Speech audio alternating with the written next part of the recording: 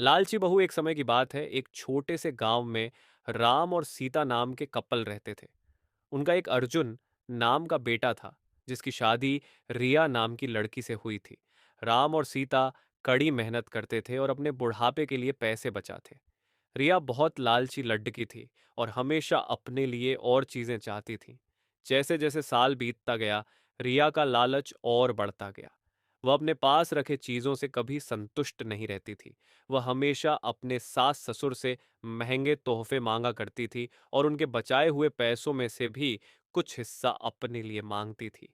राम और सीता बहुत ही अच्छे पेरेंट्स थे, इसलिए उसकी सारी जरूरतों को पूरा करते थे ताकि परिवार में शांति बनी रहे।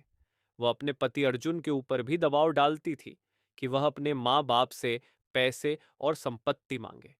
वह बहुत ज्यादा संपत्ति इकट्ठा करना चाहती थी बिना किसी मेहनत के। एक दिन राम और सीता ने यह फैसला लिया कि वह रिया को सबक सिखाएंगे।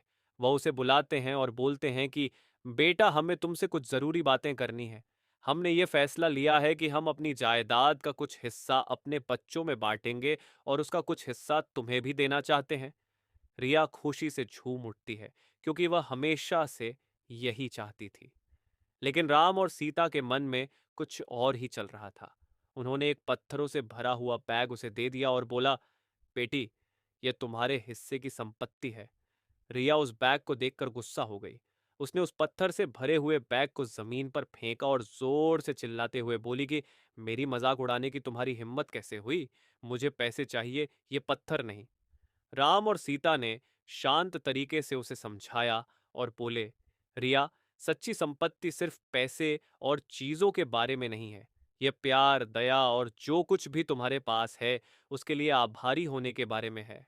हमने हमेशा तुमसे प्यार किया है और तुम्हारी देखभाल की है, और यह पैसों से भी अधिक कीमती है। रिया को एहसास हुआ कि वह लालच में कितनी अंधी हो गई थी। उसको अपने किए गए बर्ताव के लिए पछतावा होने लगता है। उसने अपने सास और ससुर से माफी मांगी और अपने तरीके बदलने का वादा किया। उस दिन के बाद से उसमें बदलाव आया और वह एक अच्छी बहू बन गई। रिया के बदलाव की बात पूरे गांव में फैल गई और सभी ने एक बेहतर इंसान बनने के लिए उसकी प्रशंसा की।